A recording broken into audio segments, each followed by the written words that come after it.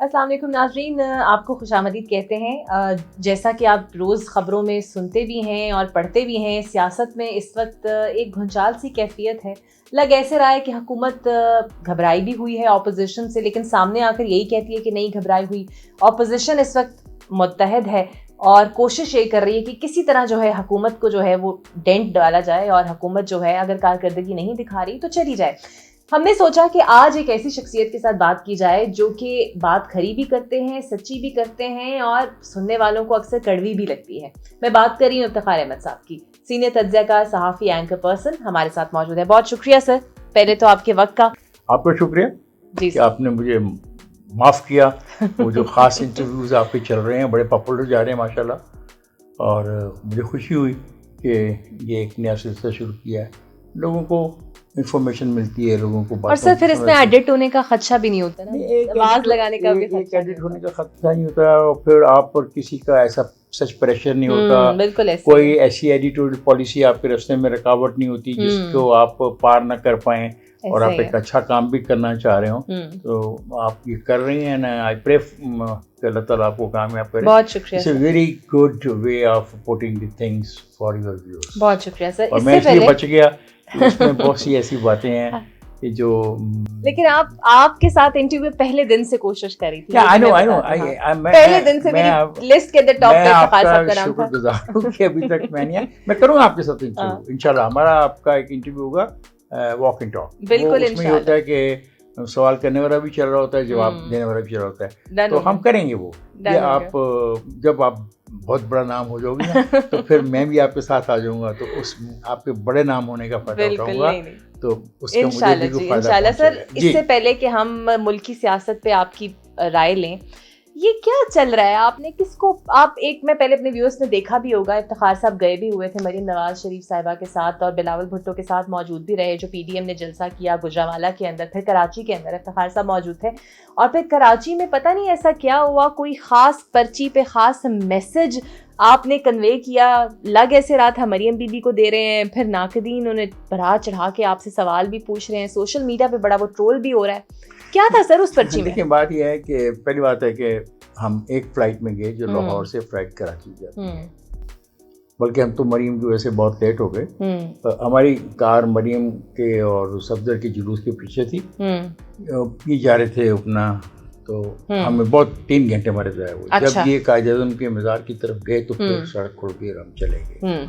Political parties के बहुत सारे कायदीन आए थे, पाकिस्तान की जो तमाम बड़े लीडर्स हैं जिसको आप छोटी पार्टियां समझते हैं, उनको आप कवरेज नहीं देते हैं, वो लोग वहाँ मौजूद थे। तो अगले दिन अजीब हुआ कि सुबह सुबह एक हंगामा हो गया कि वो कैप्टन सफदर को पकड़ लिया गया, कैप्टन सफदर को रात उठा लिया गया, और उसमें जो बात थी वो थी दरवाज़ा तोड़ के किसी के बेडरूम में जाके उठाने की बात। अफसोसनाक है, किसी के साथ भी हो।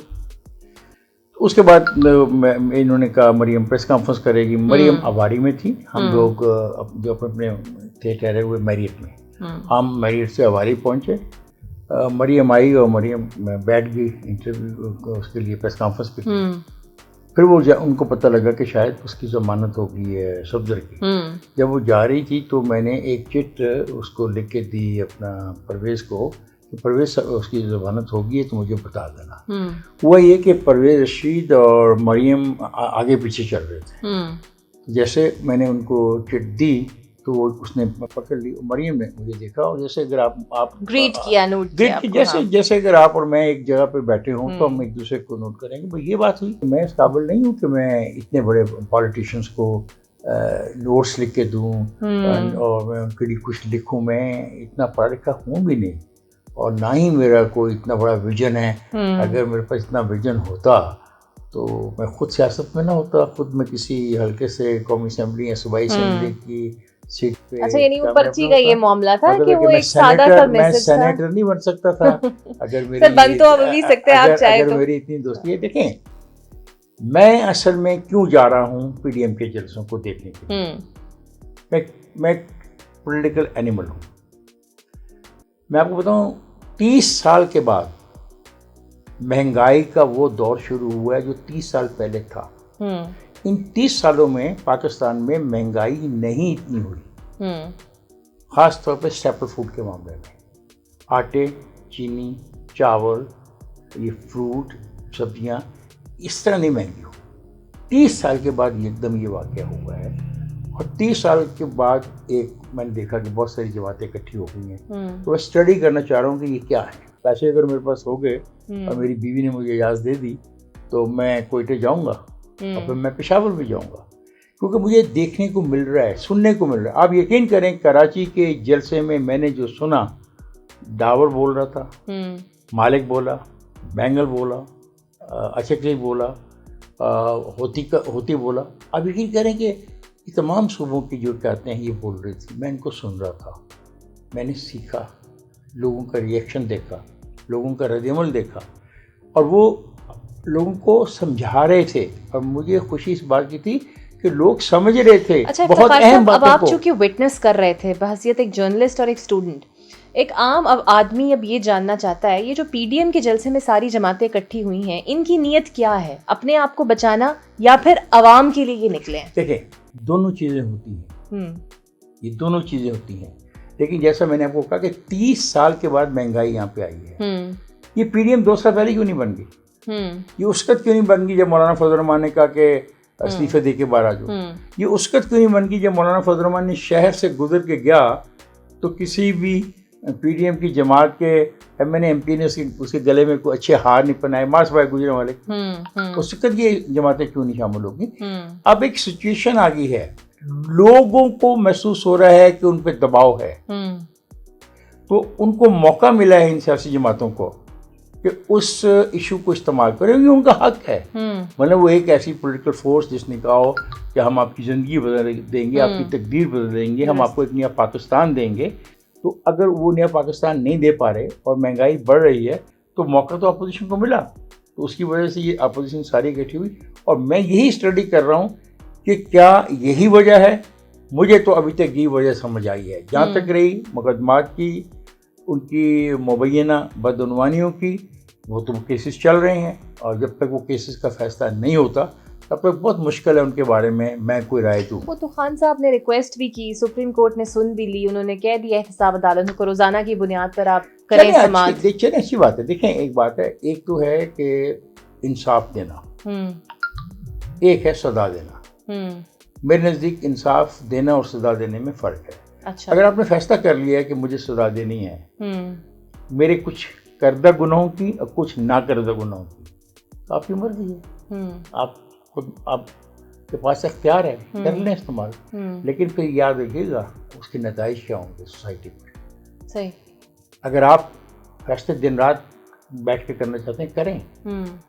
اگر آپ گلوٹین لگانا چاہتے ہیں, فرانس میں لگی تھی, ہاتھ دیکھتے تھے کس کے ہاتھ نرم میں کس کے سر میں لٹاتے تھے, اوپر سے چاپ آتا تھا, گردن کٹ جاتی تھی, ٹوکری میں چلی جاتی تھی. لیکن اس انقلاب کے بعد لوگوں کو انصاف نہیں ملا, وہاں پہ کوئی مضبوط ریاست نہیں قائم ہوئی, بہت وقت کے بعد ہوئی. اگر آپ ایسے انصاف دینا چاہتے ہیں آپ کی مرضی ہے, دے دیں, کر دیں یہ فیصلہ. جو لوگوں کے بارے میں یہ کہہ دیا جائے اور ثابت ہو جائے کہ وہ کرپٹ تھے ان کو آپ نکال دیں, لیکن پھر یہ نہیں ہوگا تمہارا کرپٹ اور میرا کرپٹ اور, ایسا نہیں ہوگا.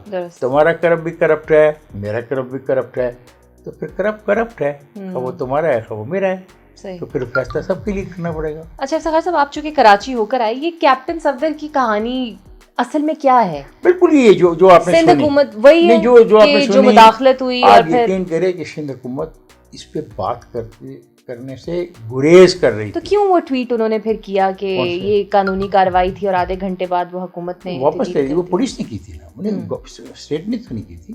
سید غنی نے کہا کہ ان کا یہ رویہ اچھا نہیں تھا. سید غنی کی ٹویٹ یہ کہ ان کا مزار قائد پہ یہ رویہ اچھا نہیں تھا.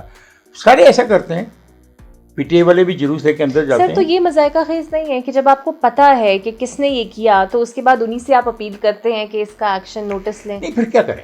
کیا یونائٹڈ نیشن جائیں؟ کہاں جائیں؟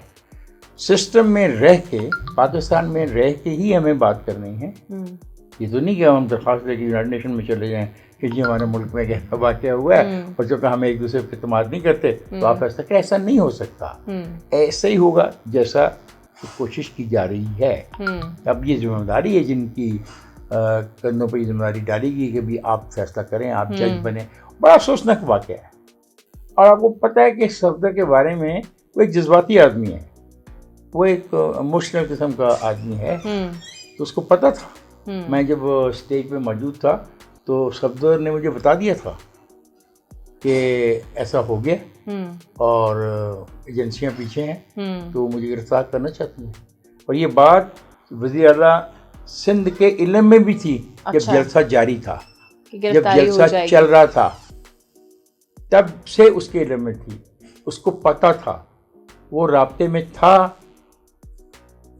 کوشش کر رہا تھا کہ یہ نہ ہو, کہ ایف آئی آر نہ ہو. کہ یہ وقت آپ دیکھ لیں کہ تقریروں کا وقت نوٹ کر لیں, یہ کون سا ہے, اور گرفتاری صبح ہوئی ہے, ٹھیک ہے, 12 بجے سے اور کتنے بجے رات ایف آئی آر, مجھے یہ پتا. میں اس کا وٹنس ہوں کہ چیف منسٹر صاحب جو بیٹھے ہوئے تھے اسٹیج کے اوپر, ان سے کچھ دوستوں نے بات کی, ان کو بتایا کہ ایسا ہو گیا. انہوں نے کہا میرے علم میں ہے لیکن بہت شدید پریشر ہے. ٹھیک ہے, ہو گیا. اب اس کے بعد کیا کرنا چاہتے ہیں؟ ایک بات یاد رکھیے, ہم ایک فیڈریشن کا حصہ ہیں, یہ 4 صوبے ہیں.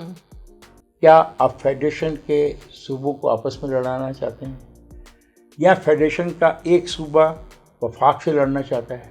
اور سندھیوں کے لیے بڑا مسئلہ پیدا کر دیا آپ نے.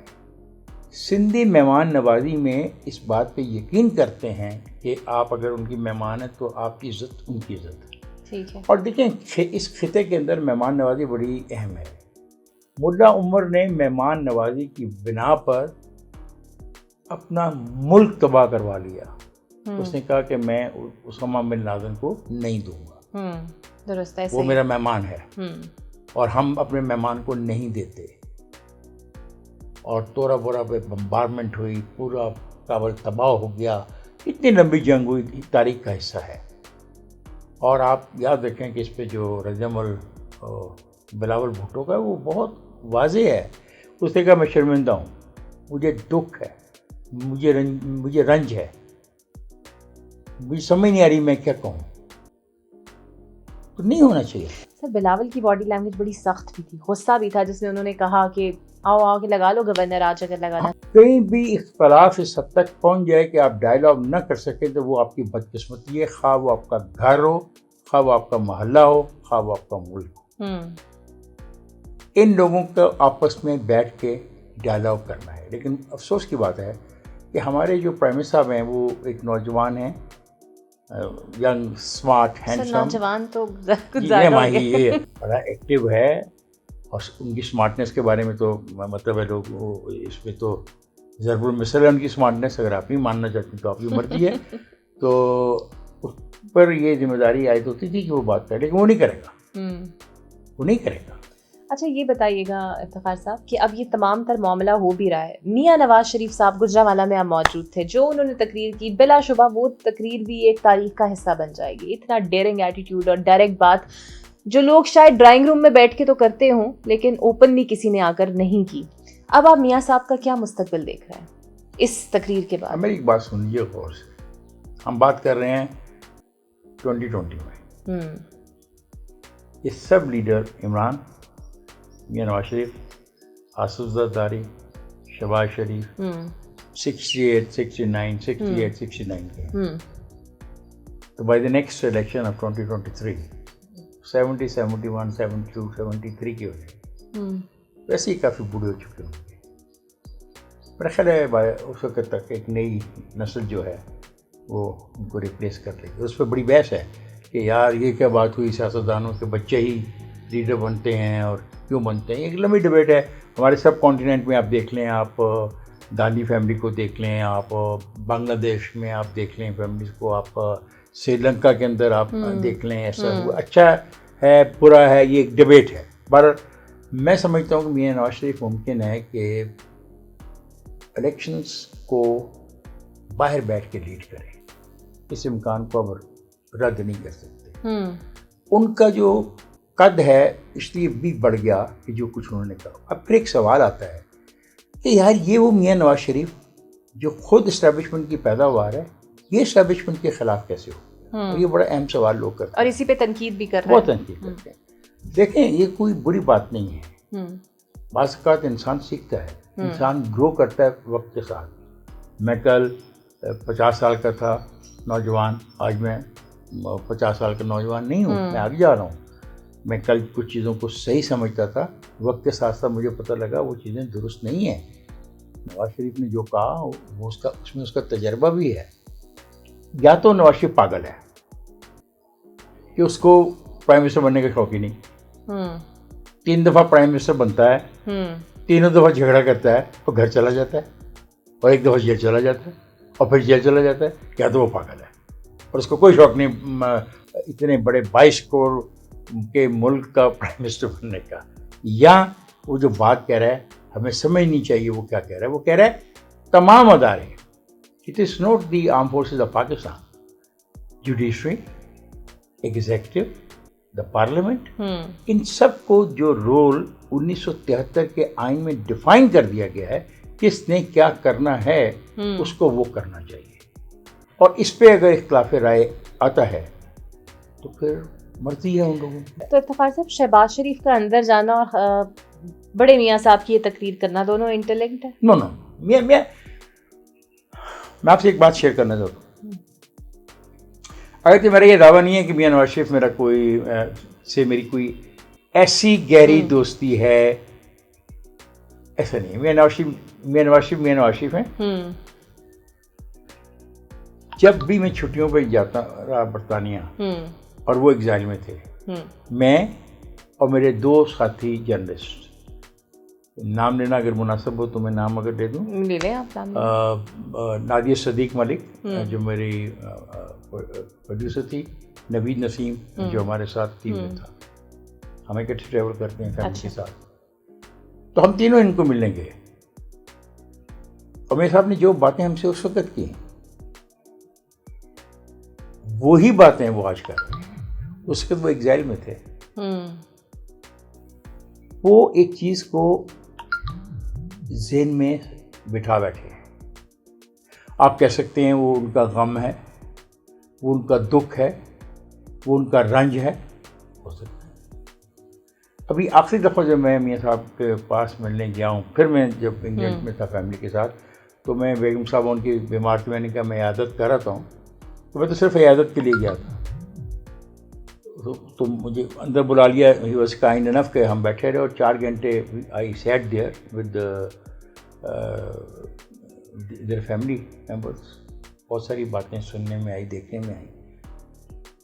ان کی بیوی بیمار تھی اور جب انہوں نے ہم سے اجازت مانگی میاں صاحب نے, تو کہنے لگے کہ میں پڑھتا ہوں. میاں صاحب ان کے سراہنے کچھ پڑھا کرتے تھے روزانہ ریگولر بنیادوں کے اوپر. تو یہ جو بات ہے یہ نواز شریف نے اس وقت سے اپنے ذہن میں اس کے ہے جب وہ یہ ایگزائل میں تھے. نہیں, میرا پھر وہی سوال ہے کہ یہ کیا میاں صاحب پاگل ہیں؟ ٹھیک ہے نا, پرائم منسٹر کون چھوڑتا ہے؟ یہاں پہ تو لوگ ممبرشپ نہیں چھوڑتے محلے کی. ٹھیک ہے, محلے کی ممبرشپ نہیں چھوڑتے. تو وہ کیا ہے, کیوں نہیں بنتی؟ خوشامدی کرنی ہے تھوڑی سی. اور میرا ایک دوست ہے, بہت بڑا صحافی ہے, وہ مجھے سمجھانے کے لیے کہتا ہے کہ افتخار صاحب کمرے میں خوش آمدی تو کرنی ہوتی ہے, کر لیا کریں. تو باہر کسی کو کیا پتا آپ نے خوش آمد کی ہے.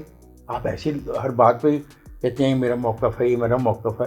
اس طرح موقف کو نیچے رکھیں, اندر بس مالک سے بات کر لی, محنت کر مار لیا, باہر آ جائیں اور فائدہ. ایسا یہ تو مجھے پتا ہے کہ آپ نے کبھی وہ اپنے تنظیم میں بھی وہ پارشیالٹی نہیں رکھی. آپ اکثر خان صاحب کو بھی میسج کر دیتے تھے, کوئی ایشو ہوتا تھا یا کوئی ہوتا تھا. ابھی بھی شاید کر دیتے ہو, جواب نہ دیتے ہو تو الگ بات ہے. ابھی بھی میسج میں اس کو کرتا ہوں کہ دیکھ تیرا جو بلین ٹری کا پروجیکٹ پنجاب میں چل رہا ہے نا, میں اس سے اتفاق نہیں کرتا.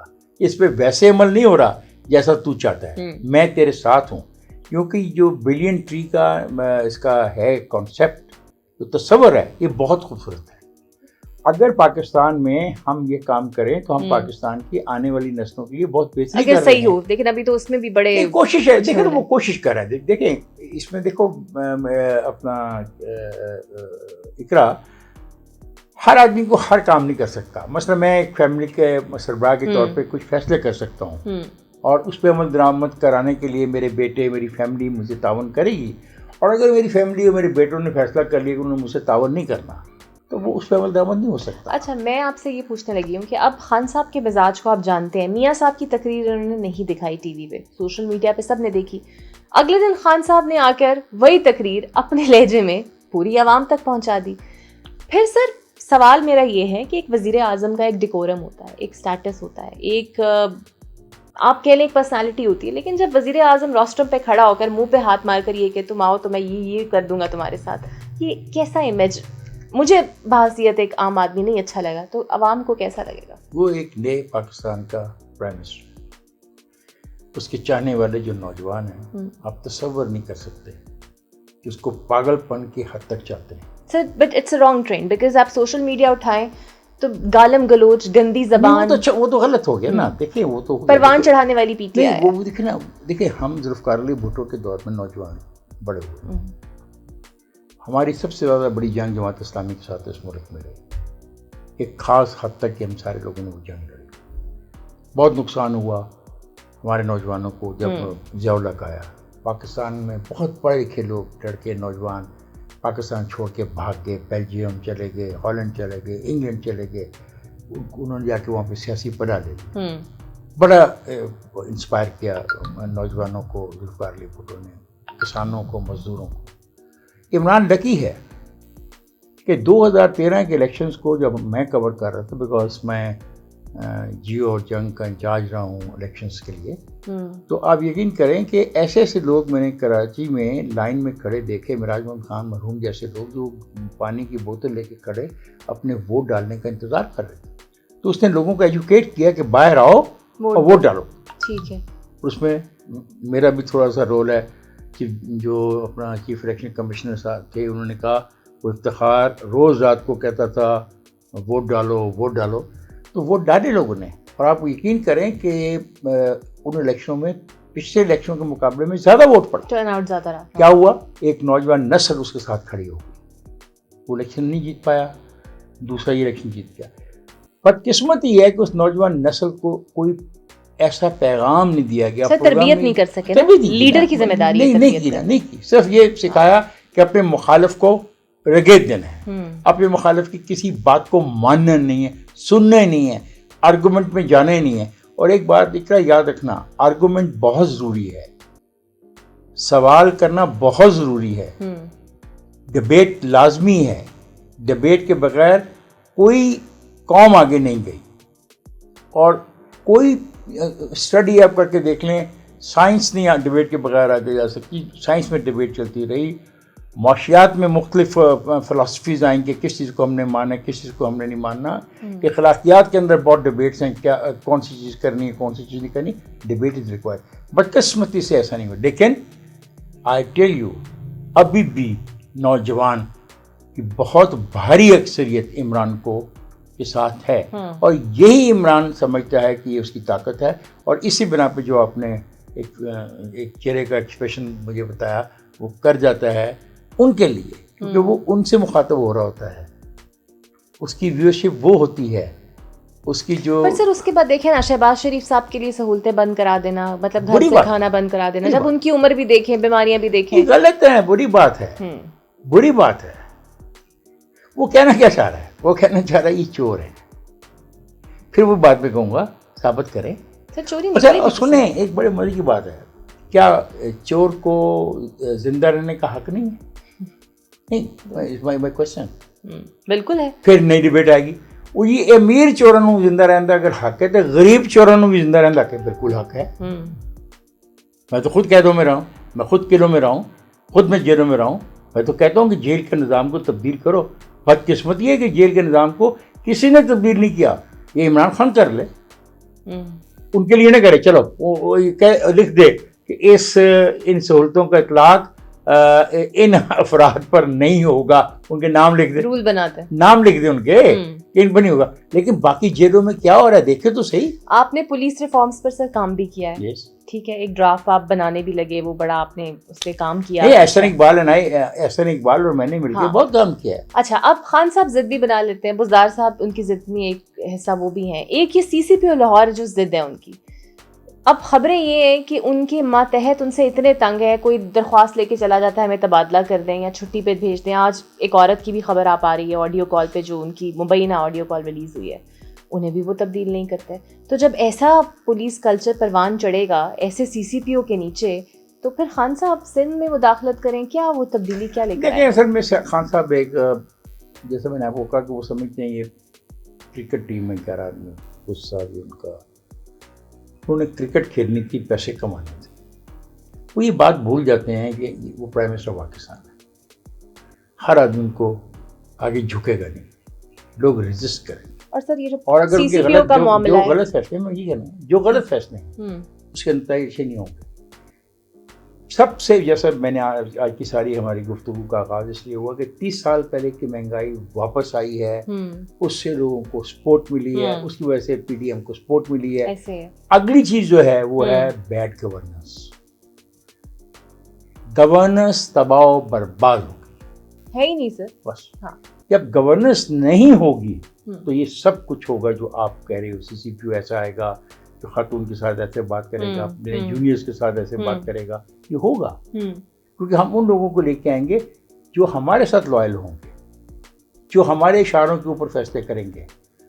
جو حماقت ہوئی یا جو غلط چیز ہوئی کراچی میں, وہ یہی تو ہوئی کہ کسی کے کہنے پر اتنا بڑا قدم اٹھا لیا گیا جس سے پوری کی پوری وفاق اور صوبے کے درمیان ایک ایسی خلیج اب پڑ گئی ہے کہ اس کو بھرنا کافی مشکل. اور پولیس کا مورال اس پہ تو ویسے بھی کوئی بات ہی نہیں کر رہا. نہیں, اس پہ تو خیر اور بات ہے. وہ کہتے ہیں یہ کرپٹ پولیس والے ہیں, یہ تو پیپلز پارٹی نے بھرتی کیے تھے, یہ تو پیسے لے کے بھرتی ہوئے ہیں, یہ تو اسمگلرز ہیں, یہ تو چور ہے. اس میں جب بھی آپ کوئی بات ایسی کرو گے اس ملک کے اندر, لاجیکلی وہ ڈبیٹ اب اس ملک میں کامیاب ہوگی نہیں, کیونکہ لوگوں نے پوزیشنز لے لی ہیں. آپ نے پوزیشن لے لی ہے, میں نے ایک پوزیشن لے لیا, آپ بھلا کچھ بھی کہو, میں نے آپ کی بات نہیں مانی. سر ایک بیان شبلی فراز صاحب کا کہ خان صاحب مہنگائی سے خوش نہیں ہے, کر وہ کچھ بھی نہیں رہے. آپ اشیاء خورنوش کی بات تو آپ نہیں کرتی, دوائیاں پروفٹ اتنا وہ کما رہے ہیں جس کی کوئی حد نہیں ہے. آپ کو یاد ہوگا کچھ دنوں پہلے میں نے بھی آپ سے کہا اس بچی کے لیے ٹویٹ کر دیں, زیادہ تک کیا وہ کیا آپ نے, اس کے اوپر ایکشن یہ ہوا کہ وزار صاحب نے کہا جی اس کا 100% ٹریٹمنٹ ہوگا, وہ اعلان تک رہا, وہ بھی دھکے ہی کھا رہی ہے اسپتالوں کے. اس طرح کے نظام میں مجھے جو بہت دکھ ہوا, ایک ڈیڈ باڈی پڑی ہے ایک اسٹریچر پہ, اس کی ماں نے زمین پہ, جی میں نے دیکھی تھی, اور وہ میں نے کی, اور پھر سیکٹری کو ہوا ایکشن. لیکن وہ آپ ان میں کیا کر سکتے ہیں. اچھا ایک بات جو میں آج آپ اس پروگرام کے ذریعے عمران خان صاحب سے کہنا چاہتا ہوں کہ عمران خان ٹی وی بند کر دو ذرا, تمام اخبارات بند کر دو, لیکن سوشل میڈیا کی جو ویورشپ ہے یہ بہت دور تک چلے گی. اس کو بند کرنا کسی کے بس کی بات نہیں. سو ہمیں اس بات کو سمجھنا چاہیے, اور اب میں سے یہ جو سٹیزن جرنلزم ہوتی ہے یہ بہت ایمرج کر گیا. اگرچہ اس کے بہت نقصانات بھی ہیں, لوگ بلیک میل کر رہے ہیں ایک دوسرے کو, لوگ ذاتی اناد اور ذاتی اپنا جو ہے وہ اس کا بدلہ بھی اتارتے ہیں, لیکن پالیٹکس کے لیے, ایک سیاسی عمل کے لیے بہت اچھی. دوسری بات میں یہ کہنا چاہوں گا عمران خان, پلیز سوچو ذرا, ابھی 3 سال ہیں, 3 سال کیسے گزار سکیں گے سر اس حالات کے ساتھ پورے کریں گے. یہ فکر آپ نے میرا فکر پکڑ لیا نا. You have been a good anchor, you have been handling the programme. بات یہ ہے کہ مشکل لگ رہا ہے, بہت مشکل لگ رہا ہے. دیکھو میں ڈرتا ہوں, یہ فیڈریشن ہے, میں پھر کہہ رہا ہوں یہ فیڈریشن ہے. فیڈریشن کے 4 حصے, اب فاٹا والے بھی آپ کے ساتھ ہے اس فیڈریشن کا حصے میں آگے ہیں. فیڈریشن ہے, ہر آدمی کا ایک ڈھنگ ہے, ایک سٹائل ہے, اس کو اکٹھا کیا ہوا ہے کانسٹیٹیوشن نے. کانسٹیٹیوشن 1973 نے ہمارے درمیان ایک معاہدہ کیا ہوا ہے. ہاں اگر تمام سیاسی پارٹیاں ایک نیا معاہدہ کرنا چاہتی ہیں تو اس کا حق انہیں ہے تھرو پارلیمنٹ کے ذریعے وہ کر سکتی ہیں. دیکھیں نا, میرے یہ ہمارے گھر میں جو خاتون کام کرتی ہے, اس کے بچوں کی فیس کون دے گا, کہاں سے لائے؟ میں تو اس کی بہت عزت کرتا ہوں, کیونکہ اس لیے اتنی محنت کرتی ہے. کیوں کر رہی ہے محنت عورت؟ تاکہ اس کے بچے کو تعلیم مل جائے.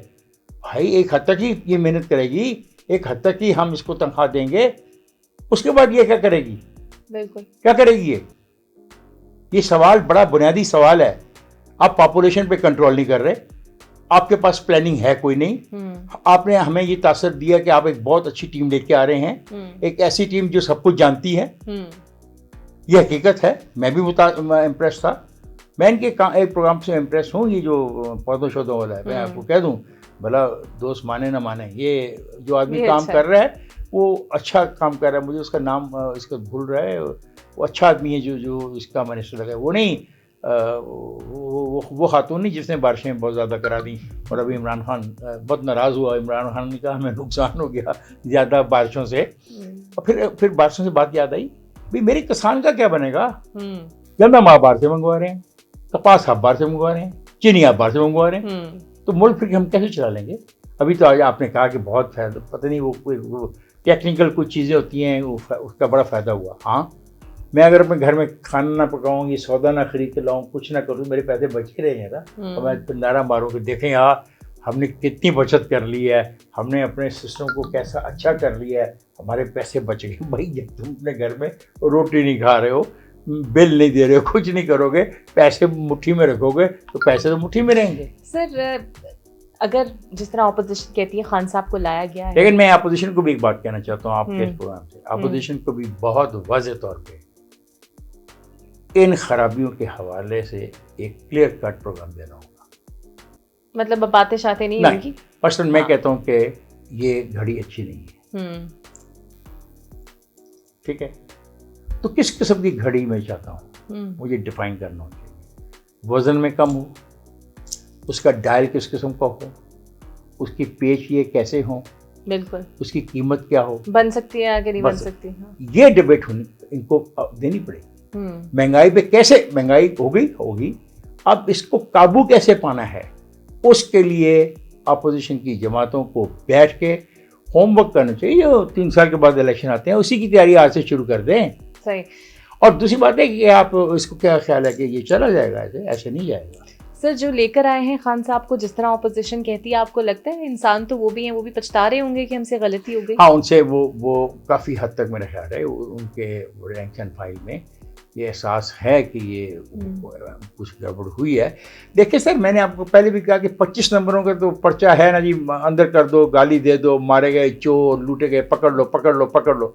लेकिन जो बाकी 75 नंबर्स का पर्चा इमरान साहब ने हल करना है, जिसमें महंगाई है, बेरोजगारी है, जो दवाइयों की बात कर रही है, मैं स्कूल की बात कर रहा हूँ, सड़कों की बात है, इंफ्रास्ट्रक्चर की बात है, इंसानी ज़िंदगियों की बात है, ये सारी चीज़ें भी तो करनी है ना हल इमरान साहब ने। सिर्फ इमरान साहब को इसलिए लाया गया है कि 2 ख़ानदानों को उल्टा लटका के, उसे मैं कहता हूँ उल्टा लटका के नीचे आग जला दो, तो जो उनके निकले जिस्मों से अपना मोम, तो फिर उसकी मोमबत्तियाँ बना के लगा देना किसी मज़ार पे। ये चाहते हो?